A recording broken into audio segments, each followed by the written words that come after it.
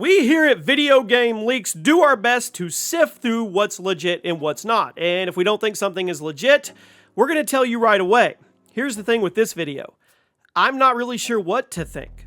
Chaos here. Welcome to Video Game Leaks, everybody. Make sure you are subscribed. We are just about to hit 50,000 subscribers. Thank you for all the love and support on the channel. And I know it's cliche, but we truly are just getting started.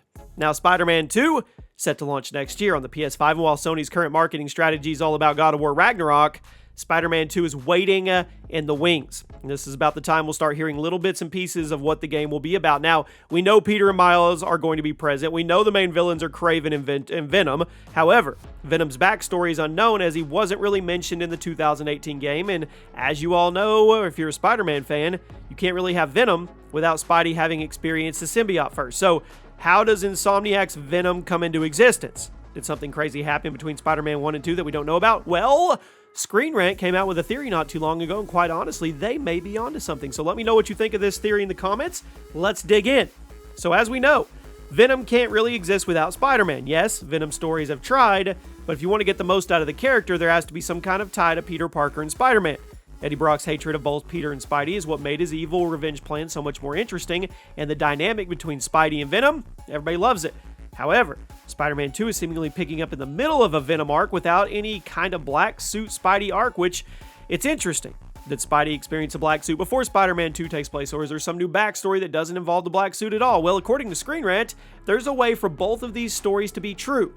Now, as you probably noticed, the iconic black suit was absent from the 2018 Spider-Man game and its remaster, which is odd.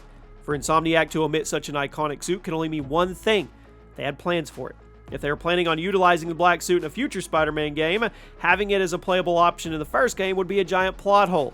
So according to Screenrant's theory, Spider-Man 2 may actually open with the symbiote arc, and the first half of the game could be about Peter dealing with the influence of the black suit, and Miles eventually having to help get him out of the situation. We know both Miles and Peter are going to be playable characters in 2, but the main story is likely still going to focus on Peter.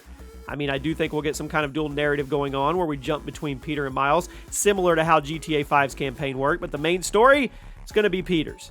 However, another possibility is for Insomniac to pull a fast one on us and have Miles fall victim to the black suit instead of Peter after all.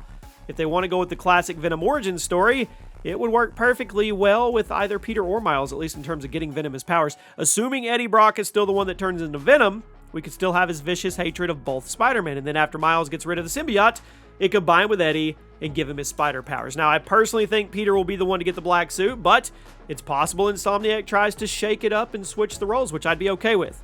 Now, on top of this theory, it's also been pointed out that it may not be Eddie Brock underneath the Venom goop. There's a few teasers in Spider-Man 2018 and Miles Morales that may actually be Harry Osborn who bonds with the symbiote in this universe instead of Eddie. Now, all the Venom teasers throughout the existing Spider-Man game seems to point to Oscorp being involved in some way, and Harry Osborn is definitely set up to be a villain. We probably all expect him to turn into some version of the Green Goblin, but what if he was the one who got Venomized instead of Eddie? We'll see. What do you think? Do you think we're going to play through a black suit arc in Spider-Man 2, or do you expect that to happen off screen? Do you think Eddie Brock is going to be Venom or Harry Osborn? And will Miles be involved in any way? It's going to be fun to find out. Let us know what you think, and we'll see you soon.